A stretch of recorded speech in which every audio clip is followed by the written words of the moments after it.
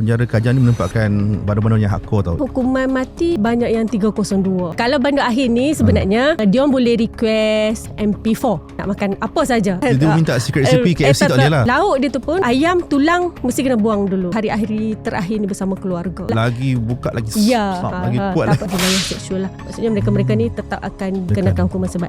Ni ahli politik ni dilayan sekian-sekian, di aircon makan sedap. Bila berpisah dengan anak. Betul. Tapi benda tu undang-undang yang perlu dipatuhi. Ada juga yang di penjara perlu dialisis. Macam mana dia nak jadi, sama ada dia nak berubah ataupun sebaliknya, tu bergantung kepada dia. Borak Balai, let's go. Bismillahirrahmanirrahim. Assalamualaikum warahmatullahi wabarakatuh. Kembali lagi korang dalam Borak Balai bersama dengan Abang Crime. Thank you very much korang untuk first episode Abang Crime yang memang meletup. Memang abang tak expect langsung 100,000 dan sekarang ni bertambah lah. Alhamdulillah, thank you very much yang korang yang support Abang Crime, yang tengok konten sampai habis, yang share dekat mana-mana.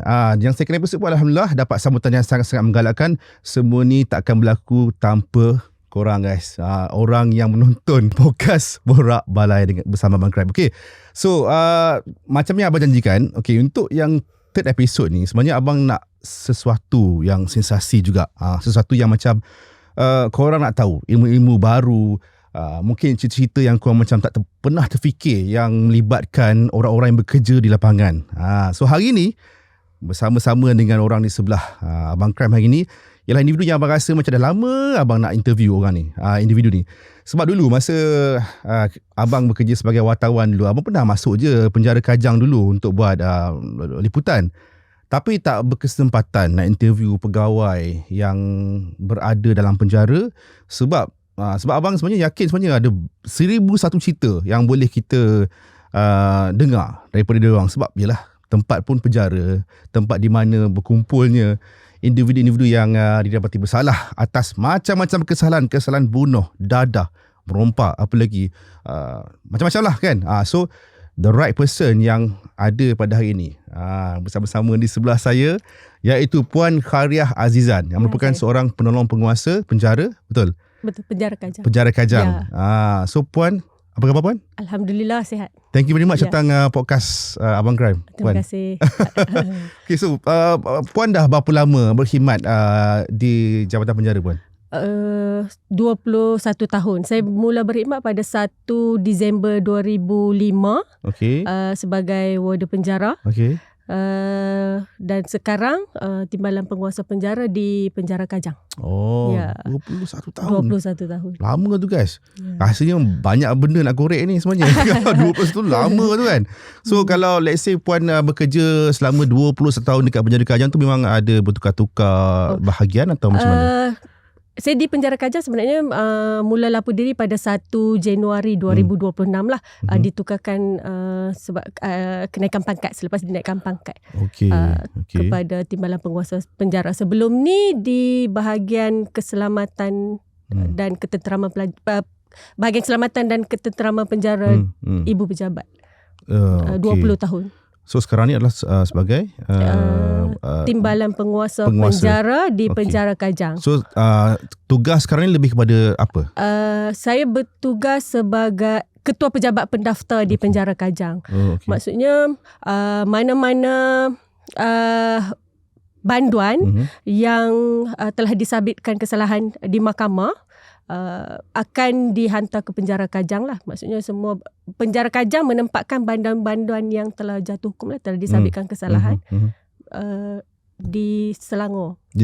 Sekitar Selangor. Okey, maksudnya lepas jatuh kesalahan dia akan bagi pada Puan untuk didaftarkan di penjara lah. Di pejabat penjara. So maksudnya Puan jaga semua detail-detail diorang lah, maksudnya dari segi ahli keluarga ke atau macam mana? Betul. Biodata maksudnya dengan profil diorang lah. Profil, ya. Termasuklah sekiranya nak merayu, semua di pejabat pendaftar lah. Rekod-rekod banduan tu semua disimpan di pejabat pendaftar. Sebenarnya kan satu benda yang abang tertarik tau, bila Puan kan pegang rekod banduan, maksudnya Puan tahu semua background dia orang tau.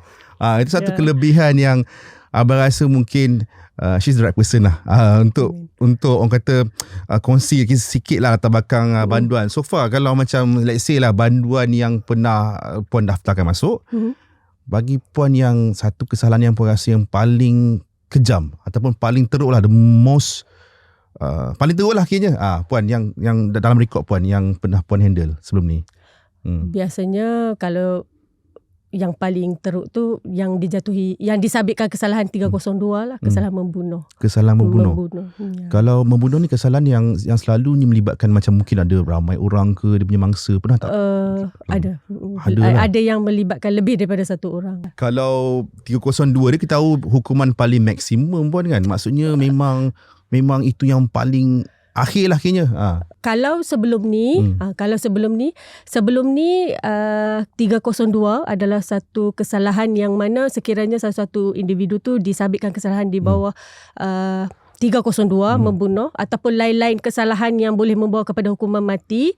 Kalau sebelum daripada 4 Julai 2023 dia punya hukuman dia gantung sampai mati. Tapi selepas daripada 4 Julai 2023 kita maksudnya hakim dia mempunyai budi bicara. Dia mempunyai dia boleh mempertimbangkan dia sama ada pesalah-pesalah jenayah ni yang dijatuhi yang melakukan kesalahan boleh membawa hukuman mati ni sama ada boleh gantung sampai mati ataupun dikenakan hukuman penjara tidak kurang daripada 30 tahun tetapi tidak lebih 40 tahun dan sebatan tidak kurang 12 sebatan. Maksudnya kita tak boleh cakap lain 31 adalah maksimum. Maksudnya tak.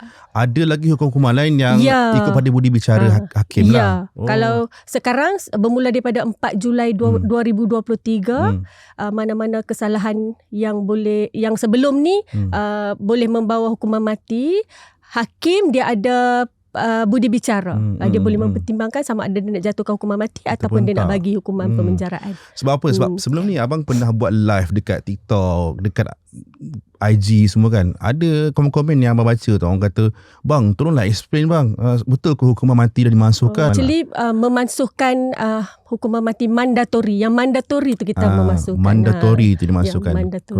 Korang kena ingat. So apa beza hukuman mandatori? Dia ada macam dia punya kategori-kategori puan ya. So mungkin boleh dia puan ada explain. kesalahan-kesalahan lah. Contoh kalau sebelum ni mandatori tu sebenarnya hukuman gantung sampai mati mandatori. Maksudnya bila disabitkan kesalahan, hukuman dia gantung saja. Sebab tu nama dia hukuman gantung mandatori. Tapi selepas kita mansuhkan mandatori, so itu yang kita cakap tadi tu, hakim dia ada budi bicara. Dia boleh pertimbangkan sama ada nak jatuh hukuman mati ataupun hukuman penjara. Antara kesalahan-kesalahan yang boleh membawa kepada hukuman mati ni macam 302, hukuman bunuh, 39B, dadah yang kesalahan terhadap negara, Seksyen 121 Kanun Keseksaan. Contoh kesalahan kepada negara kan yang pernah ada rekod sebelum ni, macam kita lawan agung macam macam kes di Bukit Jenalik tu ke, atau kan sebelum ni pernah berlaku kes-kes di Lahad Datu. Colek, senjata api. Itulah, itu antara kesalahan-kesalahan yang inilah boleh membawa kepada hukuman matilah. Satu lagi yang ramai yang tanya saya, hukuman penjara seumur hidup dengan hukuman penjara, dia ada dua, hukuman penjara seumur hidup dengan hukuman penjara sepanjang hayat.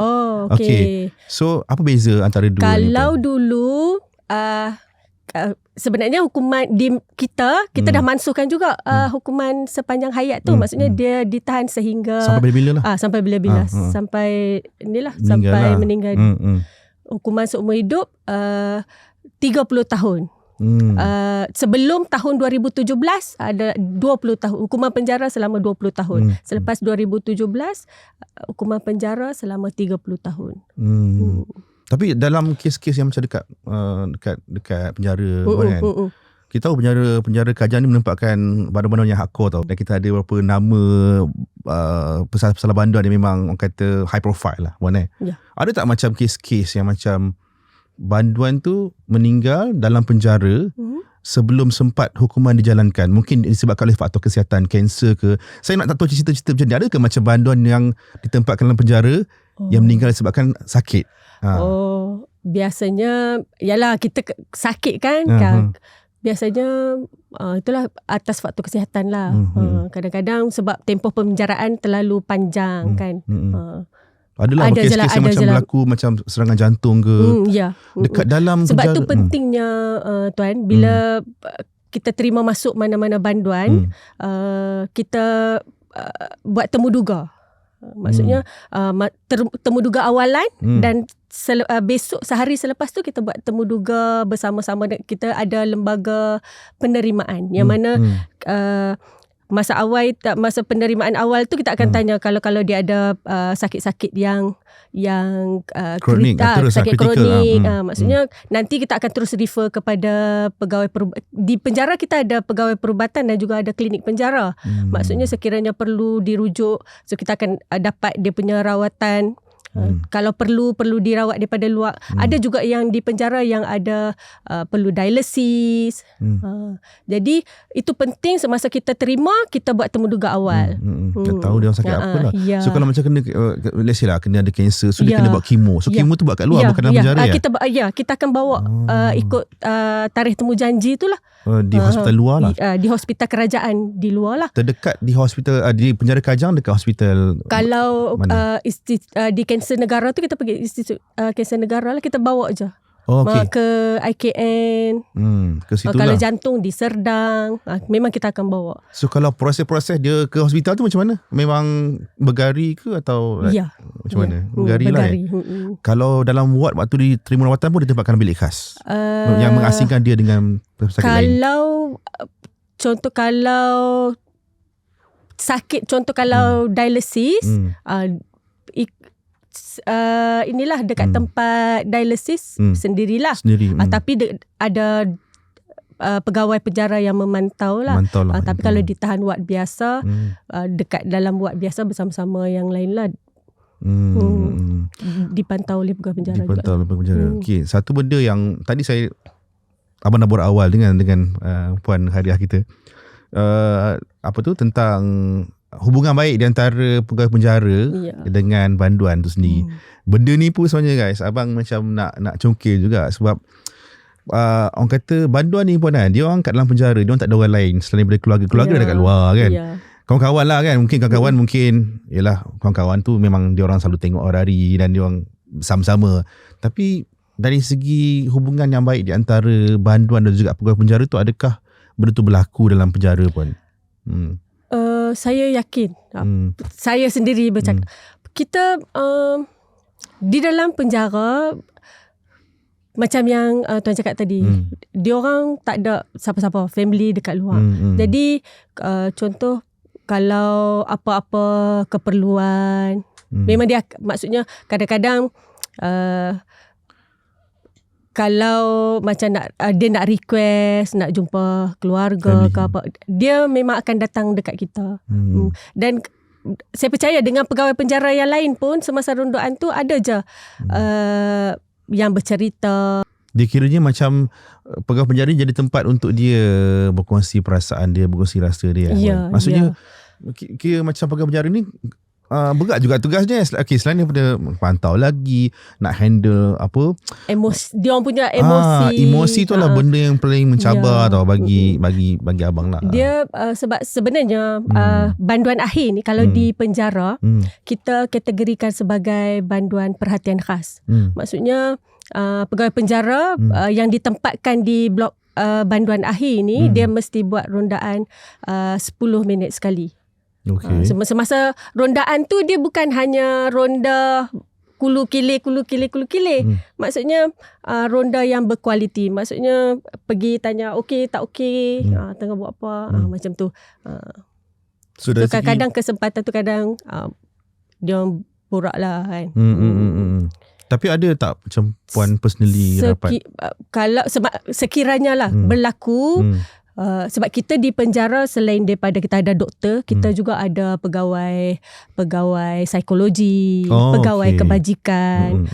Jadi kita akan refer kepada pegawai-pegawai inilah sekiranya kita dapati banduan yang bawah jagaan kita tu, macam kita tengok kalau satu hari semasa kita meronda tu, kita nampak dia macam sedih je kan. Macam murung je ke, kita tanya okey ke tak okey. Kadang cakap okey tapi mulut kan, tapi dia punya body language, dia punya dia tak menunjukkan kat kita kata dia okey. So maksudnya kalau daripada pemerhatian kita tu, kita rasa kita perlu rujuk kepada pegawai psikologi, kita akan bawa kepada pegawai psikologi. Dan kalau ada isu-isu yang kita memerlukan pegawai kebajikan, kita akan refer kepada pegawai kebajikan. Ya, maksudnya pegawai penjara ni bukan berkebolehan dari segi kawalan dan juga orang kata disiplin, tapi kawalan untuk baca emosi puan maksudnya tengok pun tahu dah, ni sedih ni. Ni bukan, kadang mulut kan macam puan cakap, mulut cakap okey tapi muka sedih. Benda tu memang pegawai penjara memang ada belajar ke, atau memang orang kata based pada pengalaman? Selain daripada pengalaman, kita memang ada latihan yang berkala lah. Latihan berkala lah untuk ni. Untuk nak handle banduan-banduan ni kan. Okay, so kalau saya pernah pergi penjara Kajang, pernah masuk di bahagian depan tu dan pernah nampak lah, tapi nak tahu macam ada ke macam banduan akhir ni lokasi di kat mana? Boleh didedahkan, atau maksud saya dia terletak jauh daripada yang sel yang main, atau macam mana? Banduan akhir dia blok yang berasingan lah. Jauh tak daripada tak campur dengan dia penempatan dia pun satu bilik satu orang. Mungkin kalau macam sebelum ni abang pergi kat penjara Kajang, abang nampak macam dia orang ada buku, adalah benda-benda yang dia boleh buat. Ada boleh. Kalau banduan akhir ni sebenarnya dia orang boleh request MP4. Tapi kena request lah.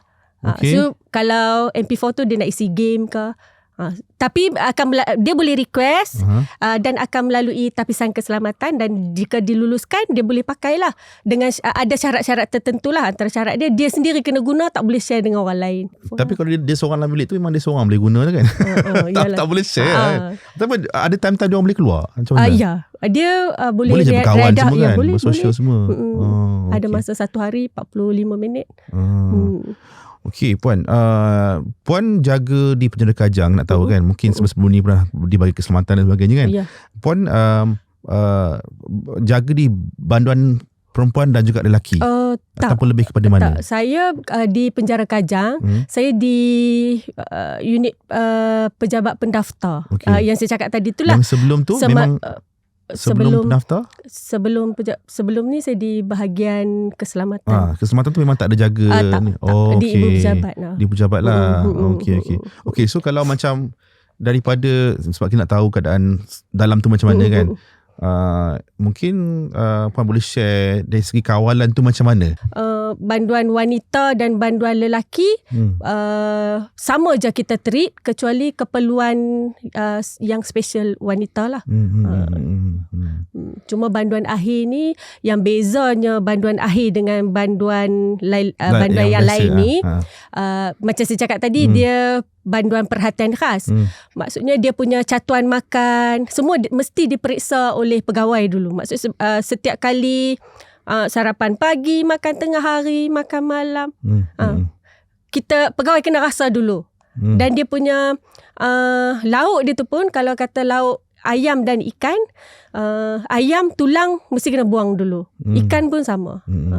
Kita bagi isi sahaja. Atas sebab apa? Atas faktor keselamatan lah. Contohnya yang kata perhatian khas. Itu yang kata perhatian khas tadi tu. Selain daripada rondaan yang kerap lah, 10 minit sekali. Lain-lain sama. Kecuali yang macam MP4 tadi, hanya untuk banduan akhir sahaja. Special. Lain-lain banduan tak ada. Banduan akhir saja. Ya. Tapi macam mana dia orang apa kan? Dia boleh request, sama ada dia request, kita ada buku request, sama ada kalau warga asing melalui kedutaan ke. Tapi kalau yang warga Malaysia, kadang family yang akan hantar lah. So kita akan tapis, bila telah diluluskan kita akan serah kepada banduan lah. Maksudnya warga asing sekarang ada tak yang jadi banduan akhir di penjara Kajang sekarang? Di institusi penjara Malaysia ada. Adalah. Tak spesifik dia dekat Kajang lah. Okey, satu lagi dia punya level hardcore penjara ni nak tahu juga kan. Orang fikir dalam kepala je mesti penjara Kajang, sebab kita dah ada kes-kes yang high profile kat situ kan. Macam penjara Kajang ni memang berbeza dengan penjara-penjara lain dari segi orang kata dari segi dia punya ranking tu, ranking yang paling high profile tu nombor 1, atau memang ada juga penjara lain? Dia penjara Kajang ni sebab dia penjara yang terbesar di Semenanjung dan juga Sabah Sarawak lah. Dia antara yang besar lah. Dan Kalau di Selangor. Kalau lain-lain tak ada sebesar di penjara Kajang. Even master di penjara master jumlah banduan di penjara Kajang ni pun mencecah 7,000. Master tu adalah jumlah banduan. Oh, master di penjara Kajang. Memang itu term yang digunakan lah oleh ni. Sebelum ni tengok juga dekat mana-mana channel lah orang share kan. Orang kata banduan akhir ni bukanlah macam dia sebenarnya statement ni bukan daripada abang, daripada pegawai yang cerita sebelum ni kan. Orang kata bila dah ambil masuk daripada penjara tu nak bawa ke tempat nak gantung tu, kaki tu dah lemah. Orang kata dah tak boleh nak jalan, dah terpaksa dipapah. Kebanyakan banduan macam tu puan waktu ke kita nak menghadapi kematian kan, sedangkan yang sakaratul maut tu pun kita tak tahu macam mana dia punya sakit kan? Tu apatah lagi yang kita dah tahu. Lepas tu kita nak hadap, subhanallah kan. Betul. Sebab tu kita ada pegawai tugas khas, kita panggil pegawai tugas khas. Yang memang tugas dia handle banduan-banduan akhir ni je sampai ke bilik akhir. Hukum bergantung dilakukan pada hari apa pun? Dia tak kira, dia tak ada fix hari apa hari apa hari pun. Jumaat kan? Atau macam mana? Sebenarnya hari apa, dia tak kisah hari apa pun. Tapi kita biasanya pada hari ni lah, hari Jumaat lah. Hari Jumaat lah. Subuh. Selepas subuh. Apa permintaan terakhir yang selalu puan dengar? Kita Jabatan Penjara sebenarnya kalau untuk banduan akhir ni, permintaan terakhir dia boleh minta apa sajalah. Dan dia boleh request kalau dia nak makan, dia nak makan apa saja. Tapi makan yang daripada kantin penjara lah. Kita boleh masak kan? Bukan daripada luar. Bukan. Dia minta secret recipe KFC tak boleh lah. Tapi tuan percayalah. Kalau kita bagi pun, saya tak rasa mereka akan minta makan. Sebab kebanyakannya semua nak mengisi hari-hari terakhir ni bersama keluarga sebenarnya. Banyak yang nak request nak jumpa keluarga lah. Kan? Dan kita memang ada sesi perjumpaan dengan keluarga lah sebelum pelaksanaan. Berapa minit sebelum tu? Kalau ikut 45 minit lah. Tapi sehari sebelum pelaksanaan. Bila pelaksanaan tu pagi, selepas kan? Subuh. Maksudnya sehari sebelum tu. Maksudnya perjumpaan 45 minit, tapi jumpa besoknya keluarga sehari sebelum. So itulah macam cakaplah, bayangkan kalau let's say korang punya ajal besok, korang jumpa keluarga day before. So apa perasaan korang? Sebab tu penting sebenarnya puan, untuk kita bagi tahu dekat orang luar sana, bila kita nak buat jenayah ni kan, kita nak buat tindakan apa-apa sajalah kita nak buat, kita nak bunuh orang, kita nak buat sesuatu benda yang boleh mengheret kita ke situ, kita kena fikirkan balik ya. Sebab kadang-kadang cerita pengajaran macam ni sebenarnya puan, yang bagi orang sedar yang sebenarnya bila dah terlajak dah tak boleh patah balik dah. It's either korang kena hukuman dalam penjara, stay dekat situ sampai 30-40 tahun, ataupun korang akan kena hukuman mati. Dan itulah pengakhiran korang puan tu. Kalau let's say makanan tu kan puan, ada limit tak dia bagi berapa ringgit? RM15. RM15. Okay. Permintaan paling pelik lah yang puan pernah dengar dekat penjara banduan akhir. So far, selain daripada keluarga lah, tak ada yang pelik-pelik. Tak ada lah. Tak ada yang sebab dah tak fikir lah. Ya. So penjara banduan akhir tu memang sekarang ni diletakkan dalam satu kawasan. Dalam satu dia blok macam lah. Memang terasing, memang ada macam ada pagar yang terasing. Dia macam blok biasa. Dia macam penempatan dia macam blok biasa, macam sel biasa lah. Cuma dia ditempatkan seorang-seorang, satu orang, satu bilik, satu sel, satu orang. Tapi kalau macam sekarang ni, kalau tengok pada kes-kes, banyak kes-kes ada bunuh dadah di banduan akhir. Setakat ni daripada kan puan kan pegang rekod kan. Puan tahu semua rekod dia. Bukanlah berdasarkan, maksudnya pengalaman saya lah.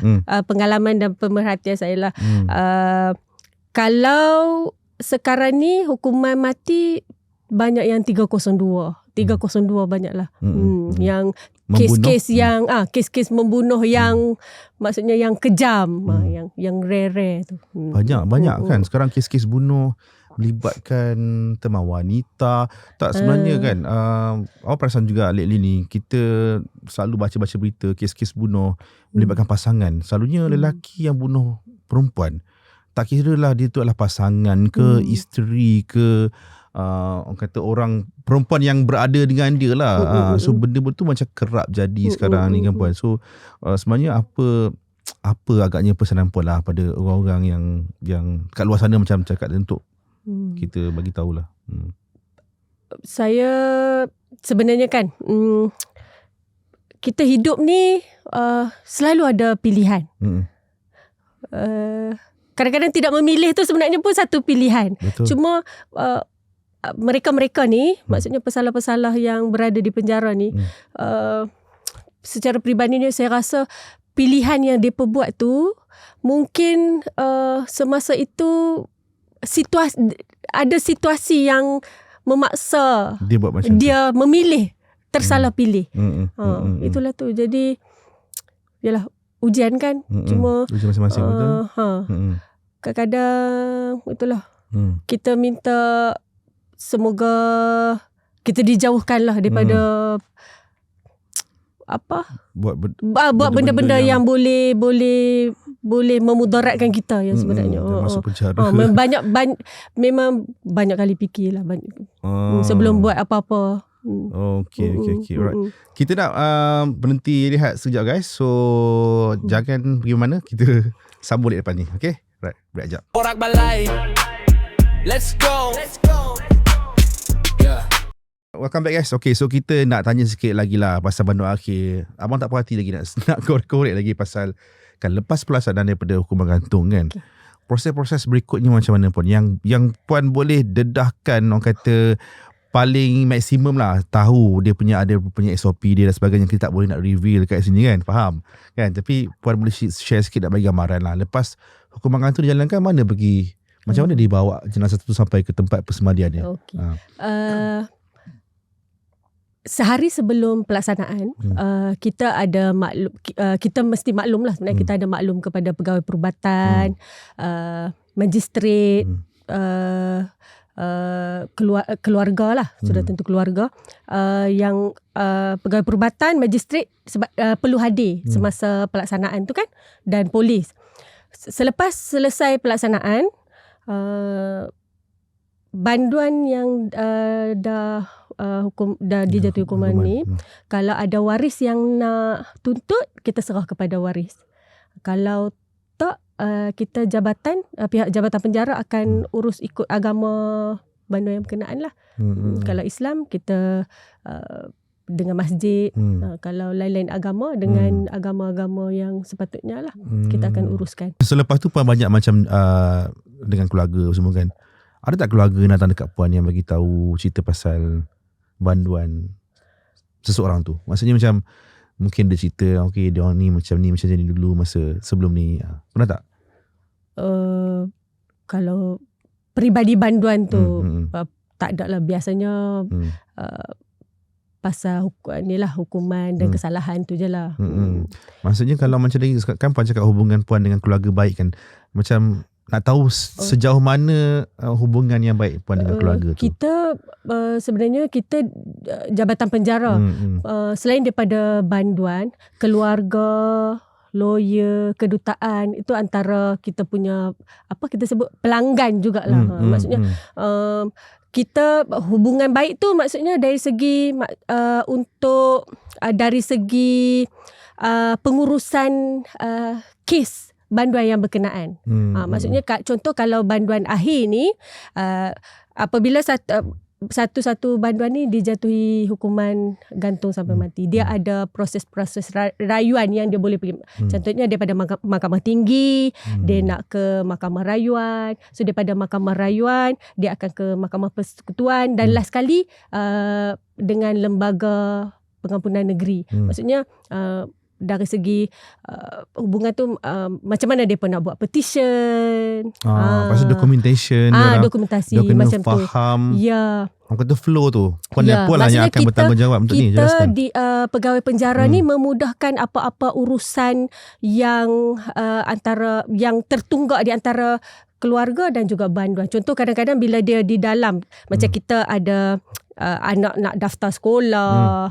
So dia akan datang dekat penjara nak dokumen-dokumen tertentu yang mana bapa dia dekat dalam. So dia memerlukan macam salinan IC ke bapa dia apa-apa kan. So dia akan datang ke penjara. So kita di pejabat pendaftar ni terutamanya lah di pejabat pendaftar kita akan dengan bantuan pegawai kebajikan kita akan macam saya kata tadi lah memudahkan urusan-urusan banduan dan keluarga yang tertunggak. Macam itulah.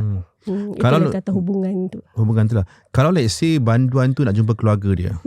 Siapa yang akan hubungi keluarga dia tu, dan let's say keluarga tu datang dekat penjara, prosesnya macam mana pun? Dia lawatan bagi banduan akhir ni dia seminggu sekali. Maksudnya kalau kita di penjara Kajang ni kita ada temu janji. Maksudnya kalau keluarga nak datang buat lawatan untuk pertama kali dia akan booking tarikh. Kemudian bila dia dah datang, dah dapat tarikh yang dia akan dapat satu kad.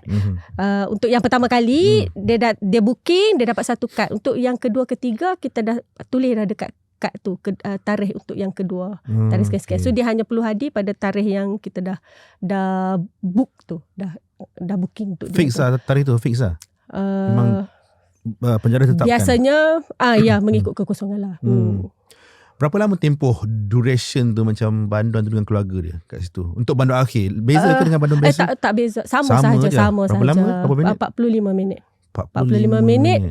Satu perjumpaan 5 orang. 5 orang ahli keluarga. Itu tak termasuk dengan kalau macam dulu sebab macam before this kan, abang pernah pergi penjara Kajang and then dulu masa hari raya. Diorang jumpa keluarga kan, ada macam satu event yang besar tu. Memang tu benda tu memang untuk hari raya je ke? Ya, itu untuk jalinan kasih. Jalinan kasih. Program tu memang kita buat khas. Dan banduan-banduan terpilih lah yang boleh kita kata yang ada banduan terbaik yang paling behave lah, yang paling behave. So, sebab jalinan kasih ni dia boleh bersemuka, jadi sesama banduan ni dia akan jadi yang terbaik lah antara satu sama lain supaya dia boleh dipilih dalam program jalinan kasih tu. Tu salah satu. Saya baru tahu tau. Salah satu kita punya macam mana kita nak motivate kan, nak untuk bagi dia motivasi untuk dia berkelakuan baik lah. Ya. Maksudnya banduan akhir for sure lah, tak boleh pergi tu atau boleh juga? Maksudnya banduan akhir for dia sure ada program masing-masing, program yang masing-masing yang tersendiri lah. Dia tak boleh pergi jalinan kasih tu lah banduan akhir? Ada juga. Kalau maksudnya kita buat by program, ikut program. So yang jalinan kasih tu memang orang kata aktiviti dia memang dapat jumpa dengan family. Ya. Dan dia orang dapat makan rendang semua tu juga. Kalau banduan ya, betul. Okay. Ada special menu lah macam banduan biasa, banduan yang selain hukuman yang baru-baru ni, sebab jalinan kasih ni bukannya maksudnya program yang mesti. Dia macam keistimewaan. Maksudnya tahun ni buat, belum tentu tahun depan kita akan buat juga. Maksudnya macam tu. Dia tak sentiasa setahun lah. Kalau biasanya kalau kita tak buat program tu, kita ada special menu lah untuk hari raya. Semasa perjumpaan tu rendang ke apa-apa menu raya lah. So dia boleh merasa lah sebenarnya kan. Kata tu pun bergantung juga kan. Dia punya dia buat tu lepas pada hari raya. Kalau yang menu raya tu semasa perjumpaan, mana-mana banduan semasa perjumpaan dia boleh request menu, dia boleh beli menu raya lah untuk hari raya. Itu bukan program yang kita kata jalinan kasih tadi tu. Yang tu semasa hari raya je ada. Tu hari raya pertama? Kedua dan ketiga. Ketiga dan keempat. Okay. Ketiga dan keempat. Okay, kita pergi ke cerita Sebat pula Sebat ni orang kata satu hukuman yang selain daripada penjara lah, penjara ke mati, sebab tu memang tak lari jauh lah daripada penjara, mesti ada macam mana sekalipun kan. So kalau let's say kalau hukuman sebat ni kan, kita tahu yang banyak kes-kes kan, yang datuk rogol cucu, mak cakap lah tapi and then kita tahu yang macam warga-warga emas sekarang ni macam menjadi-jadi sekarang ni lah ni kes-kes yang sekarang ni. Macam-macam lah warga emas rogol cucu, and then ada yang warga emas yang ambil kesempatan ke atas kanak-kanak di kawasan publik. Baru je semalam saya tengok satu video viral dekat Threads saya rasa. Ada satu video ni, ada pakcik ni dia dekat pasar raya. Dekat pasar raya, lepas tu dia jalan-jalan, dia nampak budak kecil macam duduk kat laluan dia tepuk belakang budak perempuan tu. Sebapak dia nampak. Sebapak dia nampak dan bapak dia marah lah. Memang berlaku sedikit pergaduhan kat situ lah. Lepas tu, dan dia buat benda tu pula dekat depan isteri dia. Isteri dia kat sebelah masa tengah tolak troli. Benda tu memang terima kecaman yang teruk jugalah dekat Threads kan. So poinnya kat sini lah puan, dari segi faktor umur, kita tengok sekarang ni macam warga emas ni menjadi kan puan. So kalau let's say kalau dia dikenakan hukuman sebat di penjara, macam mana proses dia? Adakah macam umur-umur macam tu layak dikenakan hukuman tu? Kita sebenarnya dalam kanun prosedur jenayah, kita memang ada peruntukan lah antara individu yang tak boleh dikenakan hukuman sebat adalah banduan wanita dan lelaki yang berumur lebih 50 tahun. Lebih 50 tahun. Kecuali tapi dia ada pengecualian kat situ di mana kecuali lelaki-lelaki yang disabitkan dengan jenayah seksual lah. Maksudnya mereka-mereka ni tetap akan dikenakan hukuman sebat. Pengajaran penting tu sebenarnya untuk orang kan. Maksudnya untuk kesalahan jenayah seksual sahaja. Seksual, walau dalam keadaan apa-apa sekalipun. Asalkan seksual. Section 376 dan termasuk jenayah seksual kepada kanak-kanak. Kalau bercakap tadi pasal selain daripada orang tua, warga tua yang berumur 50 tahun, wanita.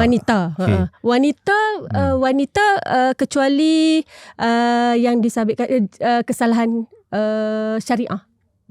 Jenayah syariah. Boleh dirotan. Tapi cara sebatan dia tak sama tuan. Maksudnya syariah dengan jenayah, cara sebatan dia tak sama. Kalau syariah, dia cara dia tu cara macam kita panggil, kalau kita sebut cara disiplin sekolah. Saya baru tahu. Cara disiplin sekolah. Dia punya rotan pun bukan rotan yang sama lah. Lain Maksudnya yang lebih ringan adalah syariah. Okay. Lebih slow lah dia pukul macam tu. Dia ada prosedur dia lah.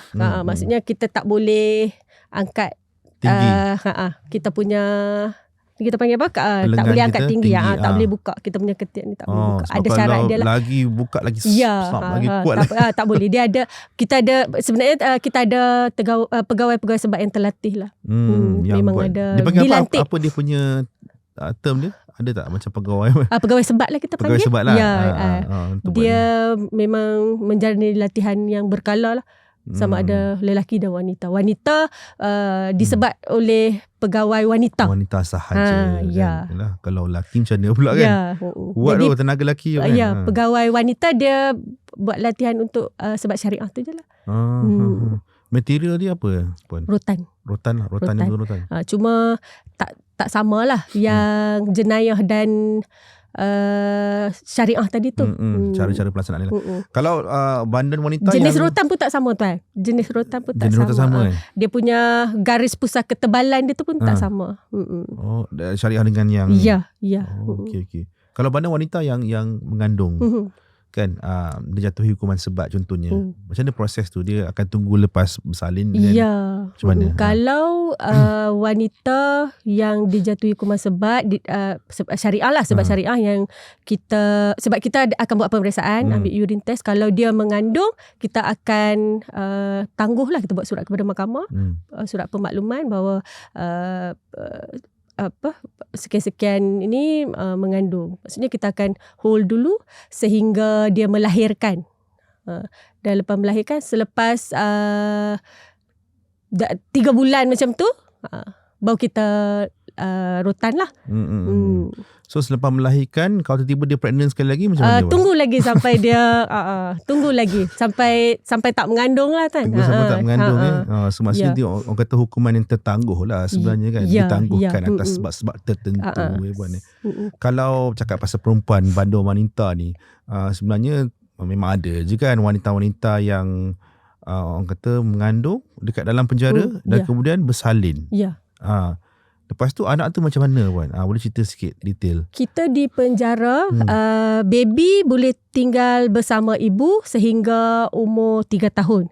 Dan paling lama 4 tahun. Dengan kebenaran PYN dan KJP. Selepas daripada tempoh tu, kita akan cari keluarga yang terdekat lah untuk jaga. Kalau tak ada, kita serah kepada kebajikan. So dia orang ditempatkan dekat mana dekat dalam penjara tu? Di penjara kita ada nursery. Kalau di penjara wanita kita ada pusat asuhan khas lah, ada nursery. Ibu tinggal dekat situ bersama dengan anak. Lepas 4 tahun mereka akan terpisah. Ya. Okey. Satu benda lagi yang saya rasa macam touching sikit lah. Maksudnya ialah anak kan, dah besar dalam penjara, lahirkan dan lepas tu tinggal bersama 3-4 tahun lepas tu terpaksa terpisah sebab atas faktor dipanggil SOP lah kan. Orang kata memang prosedur yang perlu diatuhi. So macam mana, pernah tak macam perpisahan tu Puan di antara mak dan juga anak ni, macam mana proses dia? Ada tak sampai tahap yang macam kita nangis tu? Of course lah kan. Mana-mana banduan yang kita terima masuk, kita memang maklum awal apa yang dia akan jalani, apa yang dia akan hadapi sepanjang di penjara. Maksudnya kita dah bagi dia untuk dia buat persediaan. Maksudnya katakan masa kita terima dia tu ada baby, ada anak bersama dengan dia. Kita maklum. Jadi yalah, di samping tu juga kita, macam saya kata tadi, kita ada pegawai psikologi untuk membantu dia menguruskan ibu kan.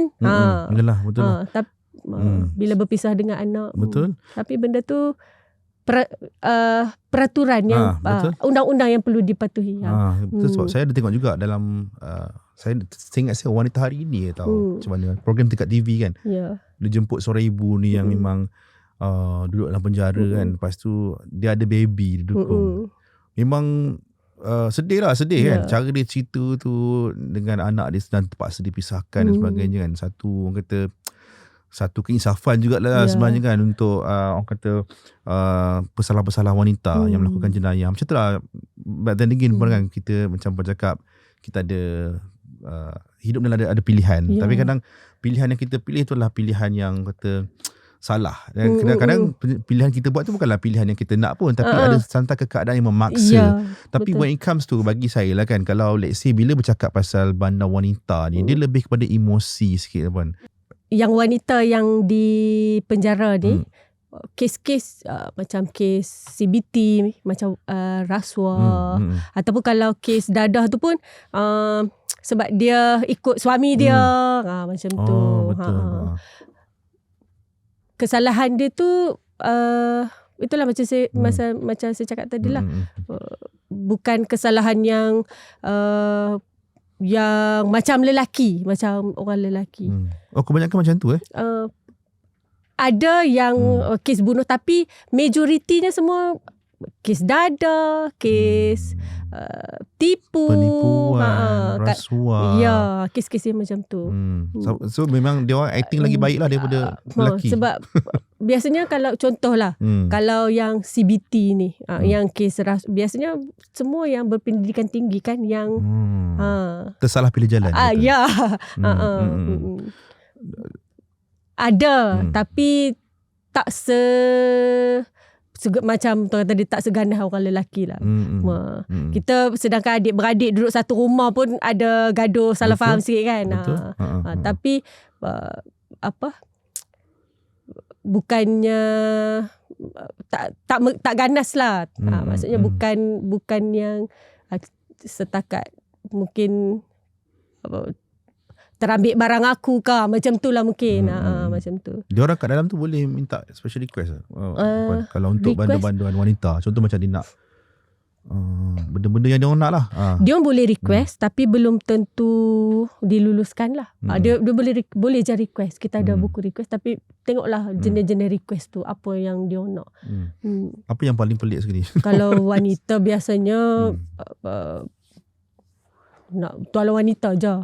Tuala wanita. Buku baca novel kan. Tu cakap betul. Okay. Diorang ni boleh minta kan. Diorang boleh request membaca. Dia sebenarnya diorang boleh bahan bacaan kita boleh bagi. Cuma kita kena lalui tapisan keselamatan. So kalau diluluskan baru, sebab kita takut isi buku tu ada terselip dadah ke? Bukan dadah satu, kan? lain satu bahan perkataan-perkataan ataupun ada kandungan-kandungan lucah ke, ataupun yang ataupun yang isi kandungan buku tu sendiri. Kita kena, dia tak boleh berunsur macam ada unsur hasutan atau unsur keganasan ataupun lucah. Sebab tu kita kena tapih buku-buku yang di request ni. Dia boleh request apa sahaja yang contoh kalau dia ada satu buku novel, dia nak family dia bawaan tajuk sekian-sekian, dia boleh request. Tapi kita kena semak lah, kena tengok selak satu-satu. Tapi buku je lah yang dia boleh paling tinggi, paling setakat ni tak ada yang pelik-pelik tu. Tak ada yang pelik-pelik. Maybe macam nak apa orang kata, macam mungkin minta dumbbell ke. Tak ada. Dalam tu ada je gym semua kan. Di penjara wanita, di penjara lelaki. Penjara lelaki tak ada gym. Tak ada gym. Tapi bukan benda akhir. Tapi dia orang boleh main bola dekat padang. So itu dia orang boleh request. Dia boleh bawa satu ni dekat request, dekat buku request tu, hari ni jam 5 petang nak main bola. So nanti dia akan bawa buku request tu dekat timbalan tugas petang. So kalau timbalan lulus, bolehlah main. Tapi tak adalah orang kata diorang ni duduk dalam dalam gua macam tu kan. Sebab kan diorang tahu juga perkembangan kat luar, berita semua diorang baca, macam tengok TV semua kan. Kan? Itu pun sometimes macam baru ni apa, bukan baru-baru ni, sekarang sedang berlangsung World Cup tu kan. So kita belanja lah. Tengok bola macam tu. So dia akan tengok bola lah. Ada time dia lah. Okay. Satu lagi benda, banyak benda tanya sebelum kita nak ni kan. Okay, kita tahu kes-kes yang macam melibatkan ahli politik kan. Politik untuk high profile. Banyak komen-komen yang Abang Crime terpaksa layan yang tanya, Abang ada ke penjara VVIP dekat dalam penjara Kajang tu? Itu soalan yang paling banyak yang saya terima, Puan. Boleh Puan cerita kepada orang, ada ke macam penjara yang kata memang diasingkan daripada yang minuman? Dia sebenarnya semua penjara kita layan sama, semua banduan kita layan sama sahaja. Cuma kita ada buat pengkategorian. Contohnya macam tadi atas pengkategorian ni atas faktor keselamatan, ada pelbagai faktor lagi lah. Macam tadi banduan akhir, kita klasifikasikan dia sebagai banduan perhatian khas. Dia diasingkan. Banduan akhir. Pengkategorian tu ada, tapi dari segi layanan kita layan semua sama rata. Maksudnya dari segi kemudahan, ikut apa yang dia layak, apa yang menjadi hak dia. Tak ada yang special ke kata, tak ada. Tiba-tiba ada satu bilik ada aircon. Tak ada benda tu, tak berlaku Tak lah. ada tau guys, tak ada. So jangan cakap kata ni ahli politik ni dilayan sekian-sekian dekat dalam penjara, bilik aircon, makan sedap, ada akses dekat phone kan. Benda ni orang kata perbualan-perbualan yang berlegar kat luar sana yang semua orang assumption. Diorang suka mengandai-andaikan. Macam biasalah, kadang-kadang info ni bukan daripada pegang penjara sendiri. Semua dia orang wujudkan sendiri, dia orang situ sendiri. Cuma mungkin salah faham tu berlaku sebab kita asingkan. Sebab asingkan sama juga sekiranya pegawai polis yang disabitkan kesalahan dan di rumah penjara, kita tak letakkan pegawai polis tu dengan banduan-banduan. Sebab mana tahu banduan tu hari tu yang polis tu yang cas dia. Polis tu yang tangkap dia. So maksudnya polis ni pun diasingkan atas faktor keselamatan. Okay. Sama juga pegawai penjara. Pegawai penjara, pegawai polis, ahli politik kan. Sebab mungkin orang kata macam puan cakap faktor dendam kan. Tiba-tiba dia pernah attend case tu, duduk pula dengan banduan yang sama, habis lah kan. Maksudnya kita asingkan atas faktor keselamatan. So itu antara individu-individu lah yang individu banduan yang diasingkan lah. Okay. Kalau satu lagi benda, kalau penjara ni tak sah kalau tak ada cerita seram. Sikit lah puan tak banyak pun sikit lah kan. Pernah ke berlaku benda-benda yang pelik-pelik dekat dalam penjara? Yang mungkin puan dengar daripada experience ni ataupun dengar dengan kawan? Personally, biarlah benda seram ni antara kita percaya dan tak percaya je. Kalau kita tak percaya, ada pun kita rasa macam tak ada kan. Tapi benda gaib tu memang ada dalam Quran pun cakap benda gaib kan. Benda tu ada, iblis, syaitan semua ada. Cuma kepercayaan kita kalau orang lama-lama dulu cakap takut jangan takut sangat, berani jangan berani sangat. Itu je dia punya tips. Itu je dia punya tips. Duduk kat border. Ya. Pernah experience ke? Tak pernah, alhamdulillah. Tak ada cerita kawan-kawan cerita apa semua kan? Kalau cerita tu adalah cerita, tapi kebenaran dia tu tak tahulah. Ada orang lama pernah cerita dulu. Master kan, kita call master kan, kiraan banduan tu. Kiraan banduan kena buat sampai 2-3 kali. Sebab mula masa kiraan pertama tu kita yang kira 3 orang, satu blok tu pegawai, 2 anggota kira. Kira dapat sama. So kita akan pergi lapor dekat ni lah, timbalan lah. Kemudian bila timbalan kira-kira tak sama. Kemudian bila tak sama, kita kena kira semula. So blok tu bila kira semula, 2 dapat sama. Kan satu blok 3 orang. Pegawai dengan satu anggota sama. Yang satu anggota lagi tak sama. So bila tak sama, tadi kan dah salah. So kita akan pakai yang 2 orang sama tu lah. Kita kira ni lah yang jumlah sekian-sekian ni lah yang sama. Mungkin sebab dia tersalah kira, dia kira sekali lagi. Bila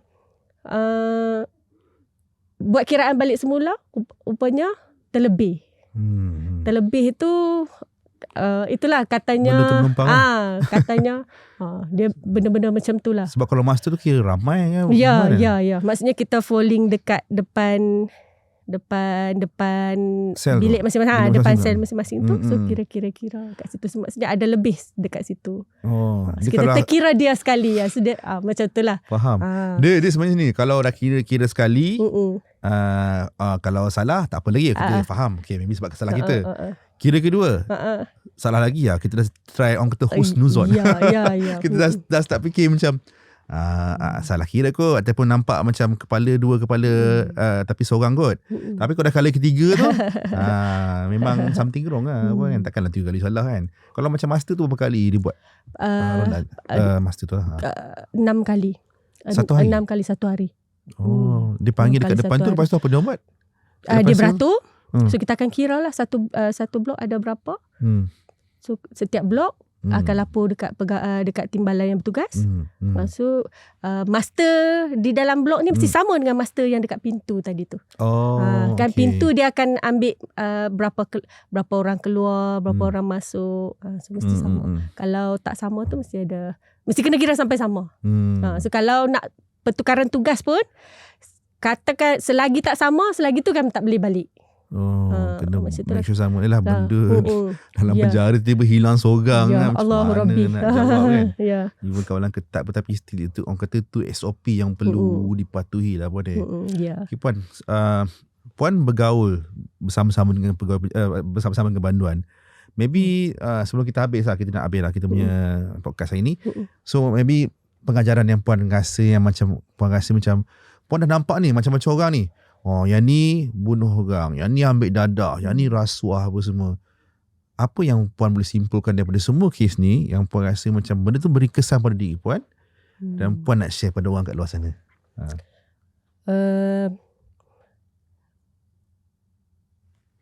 kita macam yang saya sebut tadi itulah, bebas ni, kebebasan ni sebenarnya.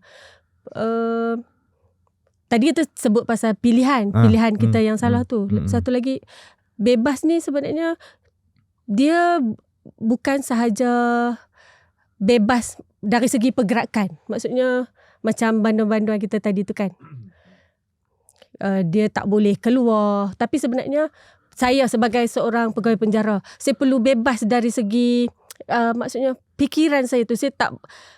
Saya perlu pandang, contoh banduan-banduan ni kan, di sini kita kalau sekarang kita sebut peluang kedua. Kita manusia kalau kata buat jahat, nak dibalas jahat kan. Cuma sekarang ni macam saya cakap, kalau kita tak minta, itu ujian setiap orang tak sama. Itu ujian dia. Mungkin bila dia duduk di dalam, dia dah menyesal kan. Kita tugas kita memulihkan supaya nanti bila dia bebas, dia boleh jadi orang yang berguna kepada masyarakat. Bukannya maksudnya fikiran saya tu nak yang macam dulu-dulu. Maksudnya nak menghukum je. Itu kebebasan dari cara pemikiran.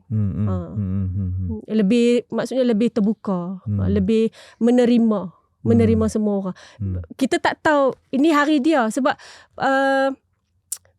saya lah secara peribadi, bila saya bersama-sama dengan banduan ni, satu saya fikir, bila kita nak buat salah ni, bukan maksudnya tak ada pilih siapa-siapa, oh dia ni yang buat salah. Kita pun boleh tentu lagi ni, kita pun satu hari kita boleh jadi seorang yang bersalah. Saya yang duduk kat kursi ni yang cerita pasal jenayah pun mungkin. Ya, tak tahu lagi. Ya. Kan? Jadi kita mungkin kita tidak dipenjara sebab kita bernasib baik. Ya, betul. Sebab yang memilih tadi tu, yang kita nak kena pilih tadi tu, kan? Kita bernasib baik. Jadi siapalah kita nak menghukum orang-orang yang melakukan salah. Kita bagi support dengan harapan. Kita dah buat sedaya upaya. Kita bagi sepenuh kepercayaan dekat banduan-banduan ni, yang kita percaya mereka boleh rubah. Tapi macam mana balasan, maksudnya bukan balasan kepada dia, maksudnya macam mana dia nak jadi, sama ada dia nak berubah ataupun sebaliknya, tu bergantung kepada dia. Yang penting apa yang kita buat, bukan apa yang kita terima, maksudnya. Faham. Ya. Dia, kalau yang saya faham lah, orang kata penjara tu bukan jalan akhir sebenarnya pun. Ya. Ada orang kata penjara tu satu permulaan, sebab dia dah buat kesilapan sebelum. Ya. Dia pergi ke pusat pemilihan, which is penjara, dan lepas tu macam Puan cakap, dekat luar sana dia bergantung pada dia lah. Kalau dia nak berubah, itu mungkin permulaan yang baru untuk dia. Ya. Tapi satu benda yang abang belajar kan guys, abang rasa macam kebebasan tu adalah satu anugerah. Ya. Dia satu anugerah yang memang kita kena enjoy dan kita kena appreciate apa yang kita ada. Betul. Macam tu lah Puan. Sebab kalau tak, kita duduk dalam sana, mungkin kita kena restart balik life kita, dan it is not fair untuk bagi tahu yang siapa sahaja yang dalam penjara, diorang bersalah dan diorang memang deserve ataupun berhak duduk dalam tu. Sebenarnya mungkin macam kita pun tak tahu nasib kita masa akan datang, kan. Sesiapa saja yang mungkin akan melakukan jenayah, kita tahu kan. So itulah cakap, satu permulaan. Okay. Alright, kebebasan tu satu anugerah, ingat tau guys. Okay. So thank you very much Puan Khairah. 1 jam kita bersama. Betul tak saya cakap tadi? Sebenarnya 1 jam terasa macam 5 minit kan. Tadi Puan ni risau kata 1 jam lama sangat. Tak, 1 jam dia macam 5 minit. So kalau boleh nak congkil lagi, tapi kita ada 1 jam je masa untuk podcast Abang Crime kali ni. So thank you very much sekali lagi Puan Khairah. Banyak cerita yang kita dah share hari ni, dan cerita tu pastinya bagi pengajaran jugalah untuk korang dekat luar sana, untuk bila nak buat sesuatu yang buruk, kita kena fikir apa impact yang akan kena pada diri kita balik. Okay. So kita jumpa lagi dalam next episode, insya-Allah.